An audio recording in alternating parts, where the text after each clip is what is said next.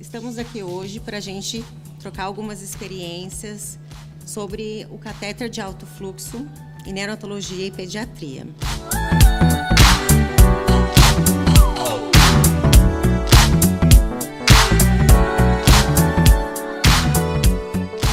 O que a gente pode estar falando do catéter de alto fluxo? O catéter de alto fluxo, ele é um modo de suporte ventilatório não invasivo, né, que através de um catéter de pequeno diâmetro, ele vai fornecer uma mistura de gases para ter o impedimento do ressecamento da mucosa. Tá? Aqui a gente vai abordar mais sobre neonatologia e pediatria. Na faixa etária neonatal, o catéter de alto fluxo, ele pode ser definido com taxas de fluxo de aproximadamente ou igual a 2 litros por minuto. Já na pediatria, as taxas de fluxo são um pouco maiores, entre 4 a 8 litros por minuto. Tá? Atualmente, o catéter de alto fluxo ele vem sendo utilizado para vários pacientes doentes, em todas as faixas etárias, desde os pacientes neonatais prematuros até os adultos. O primeiro estudo, né, que foi feito do alto fluxo em neonatologia, onde ele foi testado pela primeira vez, foi em 2001, em recém-nascidos pré-termos, para tratamento da apneia da prematuridade, atuando como uma alternativa do suporte ventilatório, como uma nova forma de tratamento. Como que ele funciona? Tá? Na verdade, ele é dividido como mecanismo de função que atua sobre as vias aéreas. Como primeiro tema, nós vamos falar como redução da resistência respiratória, eliminação do CO2 no espaço morto e a pressurização das vias aéreas, a melhora da ventilação e do trabalho respiratório e a função mucociliar preservada. Então, como primeiro mecanismo, a gente vai falar sobre a redução da resistência respiratória. Né? Através de um estudo, uma autores fizeram um comentário dizendo que as narinas e as passagens nasais são os pontos de maior resistência nas vias aéreas humanas. Então, com o uso do catéter, como vai funcionar?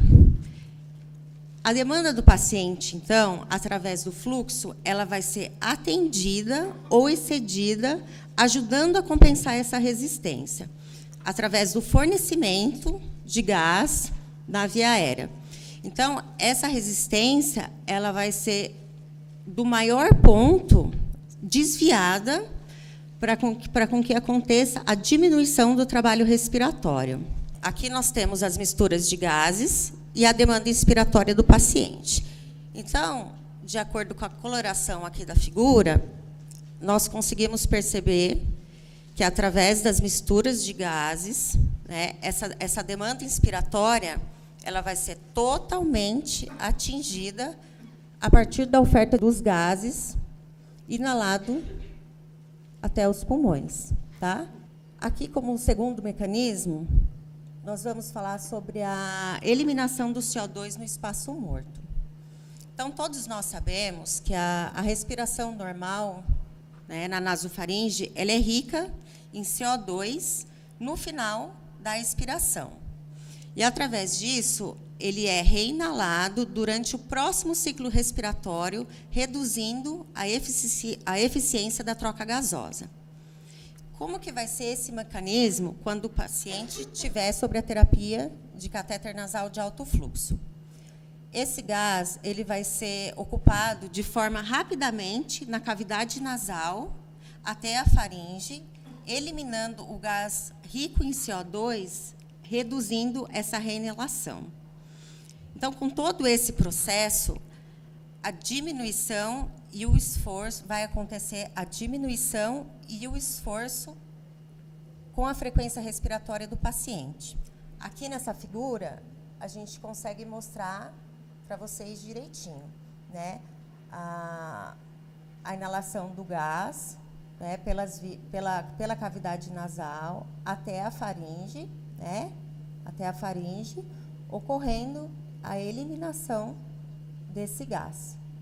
Como terceiro mecanismo, nós vamos ter a pressurização das vias aéreas. Como que vai funcionar essa pressurização das vias aéreas? Nós sabemos que o CAF, ele cria um fluxo de baixo nível para pressão positiva na via aérea, fazendo com que essa ação de resistência seja reduzida das vias aéreas, fornecendo um grau de pressão positiva. O que isso está totalmente relacionado? Que esse grau que está relacionado à taxa de fluxo oferecida pelo catéter nasal vai ser totalmente afetado pela abertura do paciente, pela abertura da boca do paciente. Ou seja, se esse paciente está sob a terapia de catéter de alto fluxo e ele está recebendo esses gases com a boca fechada, essa alteração de fluxo vai ser muito maior do que com a boca aberta. Nesse gráfico, está bem especificado em relação à quantidade de fluxo. Então, nós podemos ver aqui que o gráfico que está em vermelho, o paciente está com a boca aberta, e o azul, ele está com a boca fechada. Então, com isso, nós conseguimos ver a variação desse fluxo no momento em que o paciente está com a boca fechada, né, tanto com a boca aberta. Nós podemos oferecer a maior quantidade de fluxo, né, que é representado pelo catéter, que é entre 30 a 35 litros por minuto, que se o paciente tiver com a boca aberta, essa inalação de gases não vai ser um sucesso para a terapia de alto fluxo. Já aqui, nesse gráfico, a gente tem uma comparação de pressão na nasofaringe com o paciente respirando em oxigenoterapia sobre uma máscara facial e a outra com o fluxo nasal. Então, aqui, em vermelho, né, aqui nós conseguimos ver esse ponto com o paciente sob oxigenoterapia com máscara nasal. E em azul, o paciente sob o catéter de alto fluxo. É nítido essa diferença, essa alteração de fluxo, quando o paciente está sob terapia de catéter de alto fluxo. Podemos ver que esse fluxo ele é bem crescente, tá? Entre os ciclos respiratórios, diferente do paciente com a máscara de oxigenoterapia. Uma coisa que é super importante, que a gente não pode esquecer, que com a terapia de alto fluxo, essa FO2 ela é totalmente precisa. A gente sempre vai estar ofertando a demanda máxima para o paciente, que pode chegar até 35 litros. Então, aqui, como quarto mecanismo, a gente vai estar falando sobre a melhora da ventilação e do trabalho respiratório. Então, através, né, da terapia do catéter de alto fluxo, nós sabemos que a terapia ela é uma mistura de gases, né? Essa mistura, então, ela vai fornecer um gás totalmente condicionado para as vias aéreas. E o paciente que está em insuficiência respiratória, ele vai apresentar a famosa fome de ar, gerando um fluxo, fazendo com que essa frequência respiratória seja diminuída, compensando a hipercapnia e revertendo a hipoxemia, melhorando, assim, o padrão ventilatório e o trabalho respiratório do paciente. Como quinto mecanismo, quinto e último, a gente vai estar falando da função mucociliar preservada. Como que vai funcionar isso? Então, nós sabemos que, através da terapia do catéter do alto fluxo, a inalação do gás ela é aquecida e umidificada. O que significa isso? Que, então, o gás que é inalado pelo paciente, através da narina, ele sempre vai ser totalmente aquecido e umidificado, reproduzindo o equilíbrio da temperatura. Tá? Então, com esse fator, né, o gás aquecido e umidificado, ele vai estar prevenindo a sensação de secura orofaríngea, aquela sensação de boca seca que o paciente relata quando ele está sob níveis altos de oxigenoterapia. Vai prevenir essa sensação e vai manter a função do sistema de transporte mucociliar, removendo as secreções. Então, através desse gás aquecido e umidificado, nós vamos ter a prevenção da sensação de secura orofaríngea, mantendo toda a função do sistema de transporte mucociliar, removendo as secreções. Esse fator vai estar reduzindo o risco de infecções e o desconforto respiratório do paciente. Então, eu comentei com vocês os 5 mecanismos da terapia de catéter de alto fluxo. Então, o primeiro é a redução da resistência respiratória. Como segundo, nós vamos ter a eliminação do CO2 no espaço morto, a pressurização das vias aéreas e a melhora da ventilação e do trabalho respiratório, além da função mucociliar preservada. Na terapia do catéter de alto fluxo, o que nós temos de vantagens para esse paciente? A facilidade de instalação, porque é um método, né, não invasivo muito simples de ser instalado. Vai ter a diminuição do acúmulo de água no sistema, que geralmente tanto no CPAP nasal quanto na ventilação, nós temos esse acúmulo. No sistema de alto fluxo, isso vai ser totalmente diminuído. Quase a gente não vai encontrar esse acúmulo de água no sistema. É bastante tolerado pelos pacientes. Geralmente, outro tipo de oxigenoterapia, principalmente os bebês e as crianças maiores, acabam ficando bastante irritadas. Já com essa terapia, o paciente consegue ficar bem mais tranquilo. E a facilidade com a alimentação. Mesmo o paciente estando com esse suporte, né, ventilatório não invasivo, ele vai conseguir se alimentar. Se é uma criança menor, ela vai conseguir mamar, ela vai conseguir, né, receber a sua papinha. Sem problema nenhum, sem interferência nenhuma na terapia de alto fluxo. Outra vantagem também bastante importante, principalmente em UTI neonatal, ou até mesmo a UTI pediátrica, é a facilidade de interação dos pais com o paciente. Então, aquele paciente que está sob a terapia de alto fluxo, o bebê vai poder ficar no colo dos pais, não vai ter influência nenhuma nessa terapia. A face, ela vai ficar totalmente visível, como podemos ver aqui nessa figura. Aqui a gente tem um bebezinho sob a terapia de alto fluxo, com a cânula. A face fica visível, a gente conseguindo notar qualquer reação em relação ao bebê. E menos trauma nasal, que isso é uma coisa que a gente fala bastante, porque também nós sabemos que com o CPAP nasal, a gente tem muitas lesões. Já no catéter de alto fluxo, não que isso não vai acontecer, mas assim, é praticamente, não vou dizer impossível, mas com bem menos frequência em relação ao CPAP. Como funciona o sistema de catéter nasal de alto fluxo?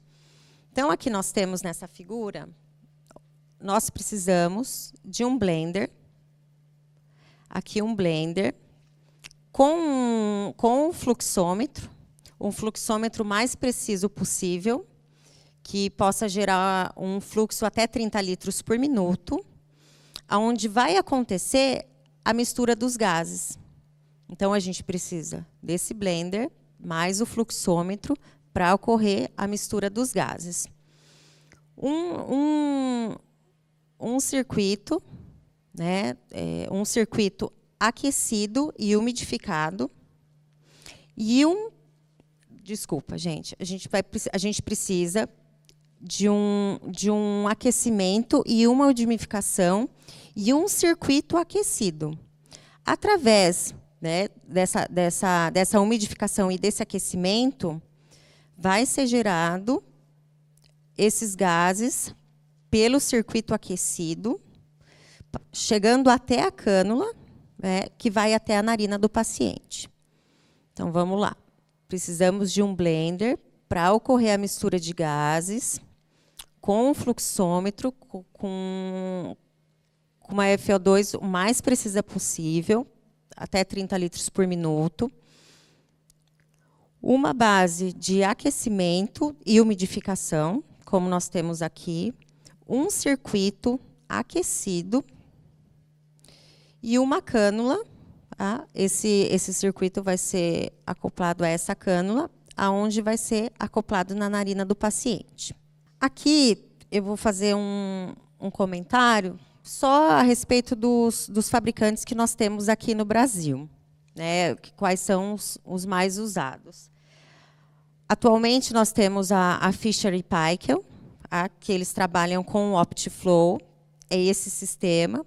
Aqui nós temos o blender, temos o fluxômetro, onde esse oxigênio ele é acoplado aqui nessa válvula, o sistema de aquecimento, o sistema de umidificação e de aquecimento, a cânula, o circuito aquecido, que vai até que vai da cânula até a narina do paciente. E o outro fabricante também que é bastante usado aqui no Brasil é o Vapotherm, tá? Que é o Precision Flow. É esse equipamento que tem o mesmo mecanismo, mas de uma forma um pouco diferente do OptiFlow, mas que também tem o blender e o sistema da mistura de gases e mais o aquecimento e a umidificação, tá? Que fica aqui. Quando que a gente vai saber qual cânula usar para esse tipo de paciente? Geralmente, a gente acaba medindo o diâmetro da narina, mas a gente sabe que cada paciente tem a sua própria anatomia, que vai melhorar, né, que vai se adequar na melhor pressão positiva das vias aéreas.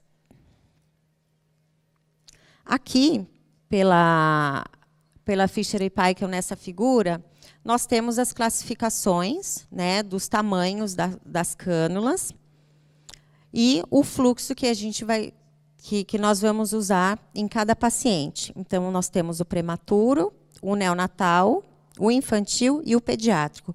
Eles são identificados por cores e os animaizinhos. E aqui, da Vapotherm, que é praticamente o mesmo esquema. A descrição do paciente, né, da sua faixa etária, o tipo do diâmetro da cânula e o fluxo que vai ser usado para esse paciente. Aqui nós vamos falar das indicações do catéter de alto fluxo. Em neonatos, em displasia broncopulmonar, em hipoxemia, a síndrome de desconforto respiratório, o suporte ventilatório após extubação e a taquipneia transitória do recém-nascido.